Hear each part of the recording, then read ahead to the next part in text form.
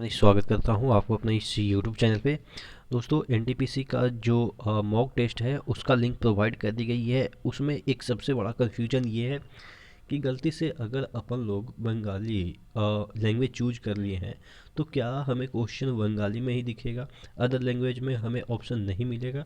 तो यही सब क्वेश्चन जो आपके मन में है, क्वेरी जो है, आपने मुझे मेल किया है, व्हाट्सअप किया है, तो ये सब चीज़ें हम मॉक टेस्ट के थ्रू जान लेते हैं।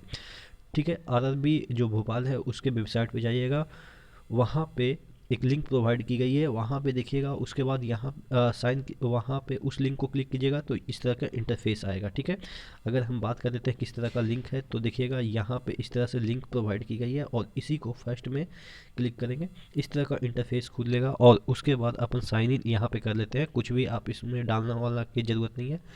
देखिएगा, मुझे आसामी नहीं आती है, तो अपन क्या करेंगे कि इसको कोई भी लैंग्वेज है, ठीक है, यहाँ पे देखिएगा इतने सारे लैंग्वेज है, उसमें अपन क्लिक कर लेंगे।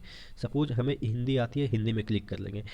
शुरू में इंस्ट्रक्शन जितने वगैरह आएंगे वो आपने जिस लैंग्वेज को चूज किया होगा उसी में आएंगे, लेकिन फिर भी आपको कोई डरने की बात नहीं है। अगर आपने इंग्लिश में किया है, इंग्लिश उतना बढ़िया से समझ में नहीं आ रही है, तो यहाँ से आप चेंज कर सकते हैं और कोई भी जितने भी लैंग्वेज हैं उसमें कोई भी आप चूज कर सकते हैं। ऐसा कंपलसरी नहीं है कि जो आपने डाला है उसी में आपको एग्ज़ाम देने की आवश्यकता है। ठीक है, तो सबसे बड़ी कन्फ्यूजन ये है कि बाय डिफ़ॉल्ट दो ही लैंग्वेज आप चूज कर पाएंगे, एक इंग्लिश और एक जो आपने चूज किया है। सपोज हिंदी किया तो हिंदी और इंग्लिश यही दोनों में दे सकेंगे, ऐसा नहीं है, आपको और भी ऑप्शन मिल जाएंगे। तो ये जो मन में कन्फ्यूजन है कि सिर्फ सर दो ही लैंग्वेज में क्या मतलब कि मिलेगा। अगर आप बंगाली हैं, हो सकता है आप कई क्वेश्चन में बंगाली में दे रहे होंगे और आपको थोड़ा सा कन्फ्यूजन होता है, क्योंकि होता है ना कि बाईलिंगुअल कोई चीज़ पढ़ते हैं तो कभी हिंदी में हमको कंफर्टेबल कोई क्वेश्चन में महसूस होता है, तो कभी बंगाली में, तो कभी इंग्लिश में महसूस होता है। तो आप कोई भी क्वेश्चन को किसी भी लैंग्वेज में जितना भी आपके ऑप्शन है उसमें दे सकते हैं। ठीक है, उसके बाद यहाँ पे देखिएगा ये जितने भी इंस्ट्रक्शन है वो पढ़ लीजिएगा।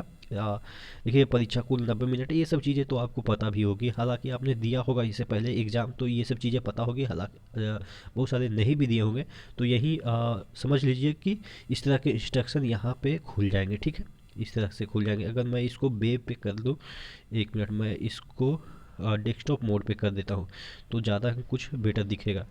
देखिएगा, नहीं, फिर भी वैसा ही कुछ दिख रहा है, कोई बात नहीं, आप इसको समझ लीजिएगा। अगर देखिएगा बाकी प्रश्न कितने होंगे, 100 होंगे, और ये जो 120 मिनट है वो दिव्यांगजनों के लिए है, तो इसको ध्यान रखिएगा। आपको सिर्फ 90 ही मिनट मिलेंगे और गलत मार्किंग होगा 1/3, यानी कि 3 सही करेंगे, 3 सही, अगर सपोज, सॉरी, 1/3 मतलब कि अगर किसी में एक नंबर मिल रहा है तो उसका नेगेटिव पॉइंट 3 हो जाएगा अगर आपने गलत आंसर दिया तो।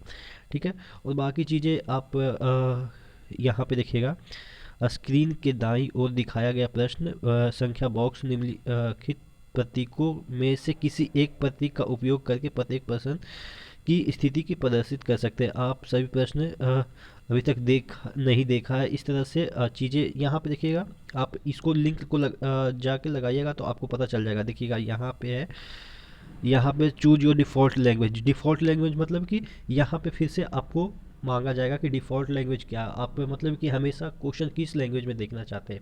अगर इंग्लिश में देखना चाहते हैं तो हमेशा वो क्वेश्चन इंग्लिश में आएगा, लेकिन ऐसा नहीं है कि इंग्लिश में आएगा तो उसको बदल नहीं सकते हैं।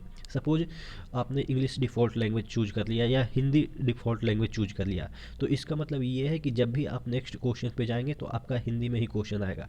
अगर आप इंग्लिश चूज कर लिया तो आपका हर एक क्वेश्चन इंग्लिश में ही दिखेगा। लेकिन सपोज आपने फर्स्ट क्वेश्चन इंग्लिश में लगाया, सेकंड क्वेश्चन इंग्लिश में लगाया, थर्ड क्वेश्चन आप इंग्लिश में लगा रहे हैं लेकिन समझ में नहीं आ रहा है, तो क्या कर सकते हैं कि वहाँ पे भी आपको चेंज करने का ऑप्शन रहेगा।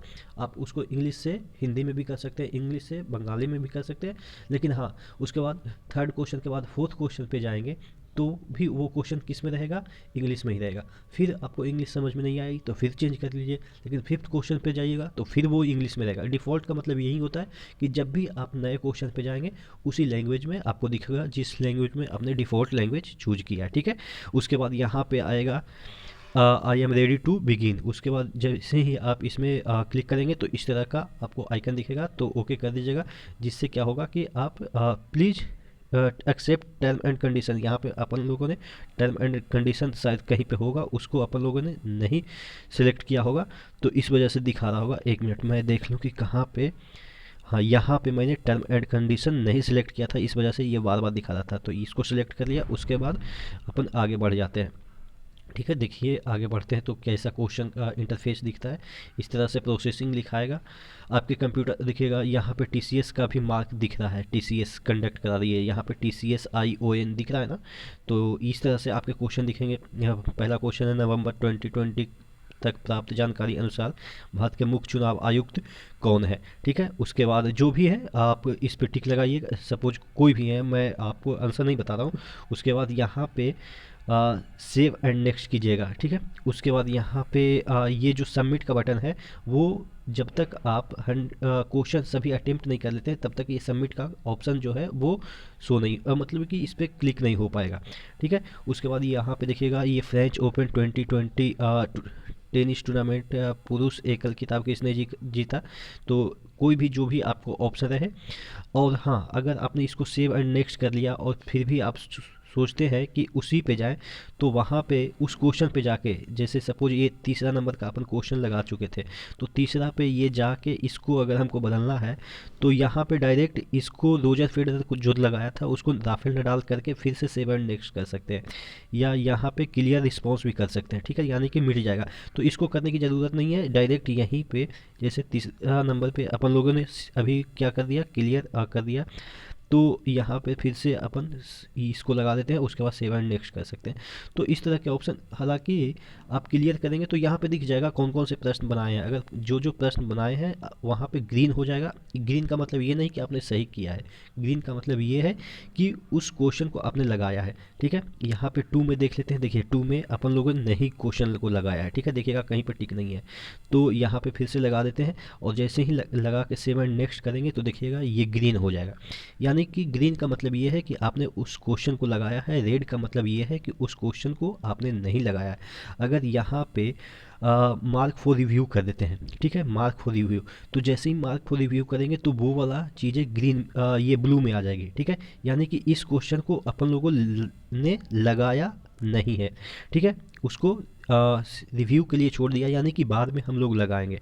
ठीक है, तो फिर से अगर इस पे जाना है थर्ड क्वेश्चन पे, तो थर्ड क्वेश्चन पे चले गए, और यहाँ पे थर्ड क्वेश्चन पे चले गए, और यहाँ पे देखिएगा इसको क्वेश्चन को लगाया लेकिन इसको रिव्यू के लिए रखा है, यानी कि टिक करके रखा है कि हो सकता है इसमें हम चेंजेज करें, तो फिर से इसमें चेंजेज कर देते हैं और सेव एंड नेक्स्ट कर देते हैं। सेव एंड नेक्स्ट का मतलब ये हो गया कि उसको आपने फुल्ली कन्फर्म होकर लगा दिया है, और रेड का मतलब ये है कि आप क्वेश्चन को नहीं लगाया। ठीक है, तो इसका मतलब ये समझ में आ गया। जो जो चार यहाँ पे चार ऑप्शन दे रखे हैं, submit, save and next, mark for review, clear response. Clear response का मतलब कि जो आपने लगाया उसको इरेज कर दिया, हटा दिया, और फिर से आप उसमें नया सबमिट करना चाहते हैं, यानी कि नया तरीके से उसको लगाना चाहते हैं।